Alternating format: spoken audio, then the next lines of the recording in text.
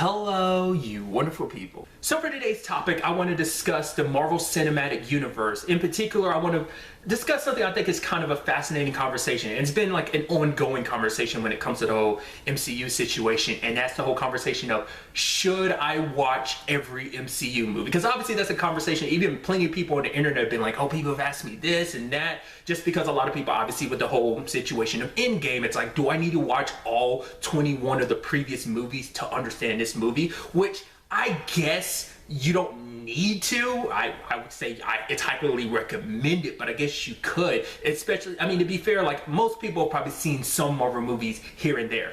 Endgame is filled with a whole bunch of stuff. If you have not seen every movie, you'll kind of be lost in certain ones. Because even some people made the argument, it's like, well, you don't need to see everyone, because like everyone has their favorites and their least favorites amongst the MCU movies. So for them, they'd be like, oh, you should watch this, and this to kind of get a lot of the big points, but you don't need to watch this, or that. The thing is, that's the beauty of this MCU situation. There's connectivity all over the place, whether it be the overarching stories or connections between characters or plot points and stuff like that. If you don't watch every movie, you'll miss out on a lot. There's some stuff in Endgame, like Thor: The Dark World. Like, a lot of people don't really like that movie, but there's relevant stuff to that in Endgame. I don't know if I'm really going to go into Endgame spoilers or not in this. I might, so do be forewarned, but so that plays relevance in Endgame story. There's even a thing at the end containing Captain America. Like during the whole, it's kind of spoilers, but the fight scene, Captain America does a pretty dope thing, you know, that they set that up in Age of Ultron. So it's like little things like that, and that wasn't even like the biggest plot point. It was like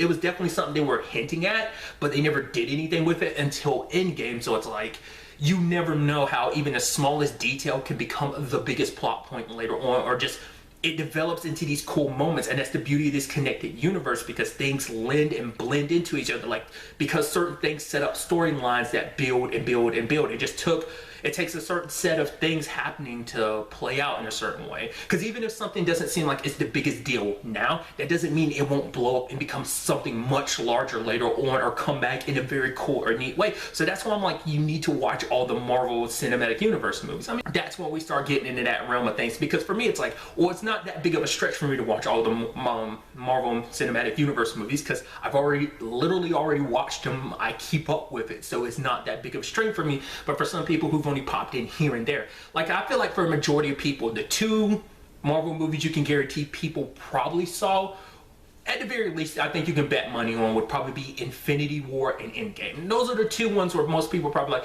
majority of people most likely see those movies. Others, you can probably place your bets on whether they did or not. But the fact is too, like these, like I said, the movies have this connected tissue of like, you see characters' growth over the course of the movies, whether it be an Iron Man or a Steve or a Hulk or a Black Widow or a Hawkeye or Thor. Like, you see their stories progress and change as these movies have gone along, and you've kind of grown with these characters. I've grown with these characters. I was like, what, 15 or 16 when the first Iron Man came out, and I'm 26 now, like having seen Endgame. But that's so interesting to me to think, like, it's almost to the point in a couple more years the MCU will have been like in half of my life. That's crazy to think about, you know, because like, especially for someone who's never read the comic books, these movies is like the closest thing I've gotten to, like, obviously they're the closest thing we've gotten to a comic book universe, like movie film wise, because every movie, you know, superhero movies have always been very like, you know, with the exception of the X-Men, like, because the MCU is doing something completely different. The fact of the matter is, this isn't just like separate movies. These movies all take place in the same universe, and it's like you can pull in other characters, you can make reference to characters that you know you're going to pop up later on. Like, I talked about this before. I went back and rewatched, I think it was Winter Soldier. They make reference to Doctor Strange. That movie came out 2014. Winter Soldier did. Doctor Strange doesn't come out till like 2016. Like, there's little stuff like that, and there are little details you never quite notice until you rewatch. You're like, I completely missed that. There's an elevator scene in Winter Soldier that scene kind of gets replicated in Endgame, but they do a twist to it, and it's like, oh my god, like, that elevator scene wouldn't be like as impactful if you hadn't seen Winter Soldier, for example. So that's always just my recommendation. If if you're into the movies, watch all of them, you know, but you know, I can't necessarily say that because not everyone is in that like super nerdy realm of like, oh yeah, I'm ready to dedicate my life to these 22 at this point in time, soon to be 23 with Spider-Man Far From Home movies, you know, because some people, they don't really care that much about superhero movies, and even if they do, like for a lot of people that's a lot of dedication, but at the same time, you know, like I said, it's the MCU in itself is a lot of homework for some people. For me, it's not. I kind of typically leap on anything superhero related, but that's me. That's my lane of nerdy is.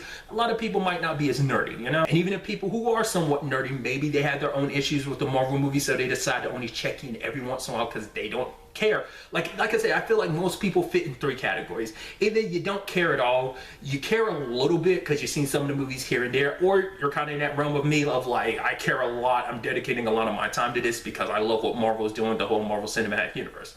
That type of situation. To me, it's just such a fascinating discussion, and ultimately, I'd like to ask you that question. Where do you stand when it comes to the whole Marvel Cinematic Universe? First of all, have you seen all the MCU movies up to this point in time? If you haven't, do you care to? Were you ever interested in it? Were you one of those people who's like, I didn't care at first, but now I am, and I'm slowly building up to it? Let me know where you stand with this whole Marvel Cinematic Universe. I'd love to get other people's opinions about this, because I'm very curious to see where a lot of people stand when it comes to these movies. But really, that's all I wanted to talk about. So the next time we meet, be happy, be safe, live life to the fullest, and enjoy it. Good day, and goodbye.